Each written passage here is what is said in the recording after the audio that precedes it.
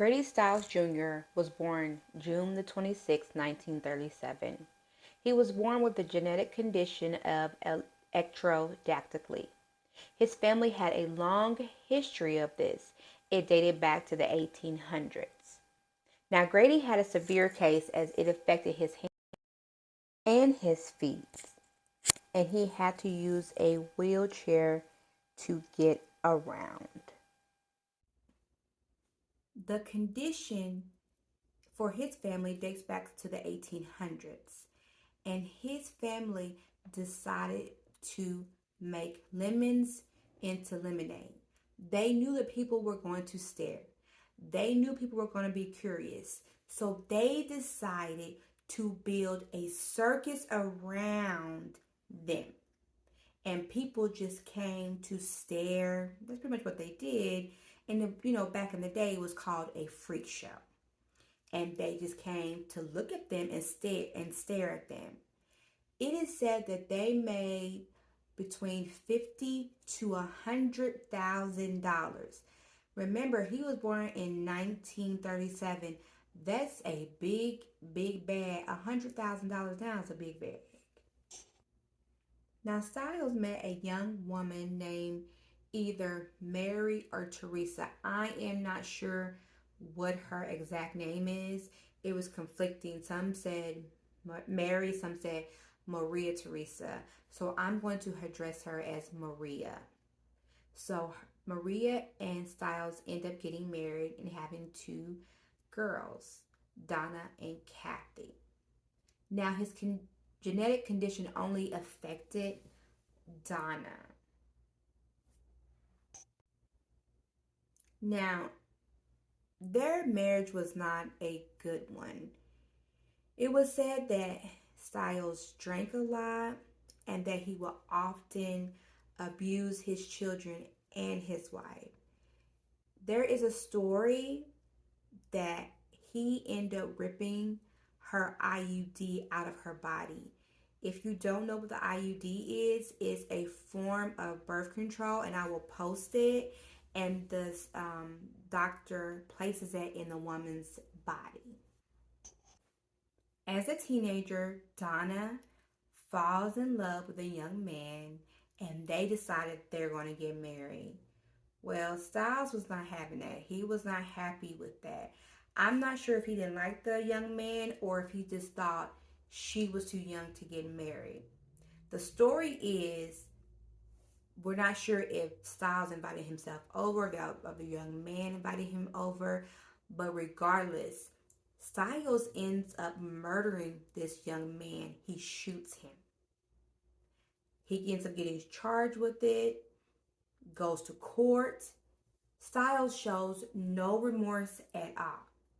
His lawyer actually argues that there is not an institution that can deal with his disabilities.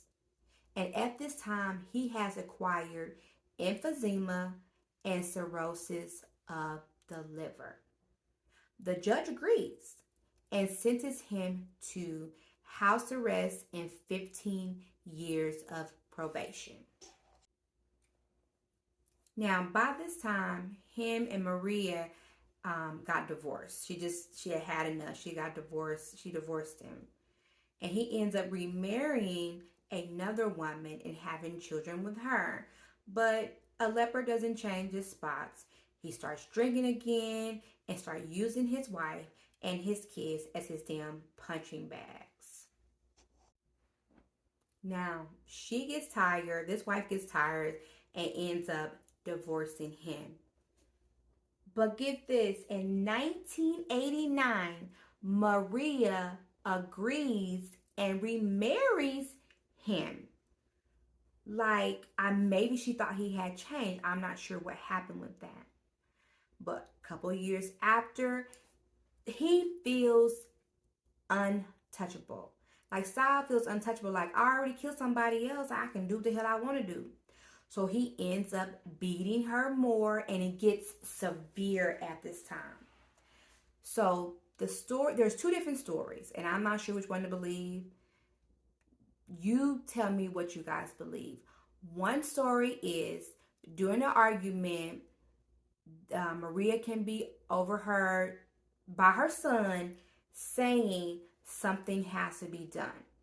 Her son ends up telling Chris Wyant what his mom said, and her son said that he thought it only meant like he was going to beat him up. That's not what happened.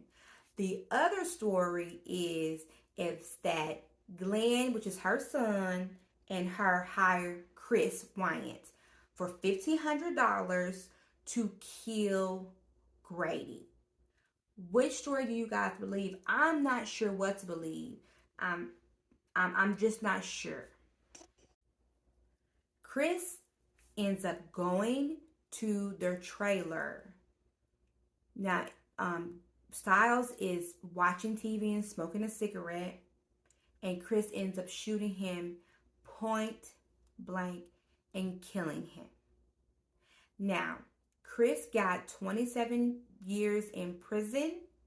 Maria, who I believe took a plea deal, got 12 years. And Glenn, who's her son, remember, they say he was a mastermind and he got life in prison. And unfortunately, he did end up passing in prison. I know for sure that Grady couldn't have been a good person because only 10 people came to his funeral and no one wanted to be a pallbearer. I thought this was an interesting story because I know I've done a lot of serial killers, but this was another interesting story that I was familiar with, so I thought I would just, talk about this. What do you guys think? Do you think that this Grady was just a mean person and it wouldn't have mattered if he had the physical or genetic condition, that he was just going to be mean? Or do you think because of the genetic and physical limitations that he had, that that angered him, he was sad, he was upset about it? Leave your comments below and let me know. Don't forget to like and subscribe as it helps us grow. Again, thank you for spending this time with me, and don't forget to kiss your family and hug their necks.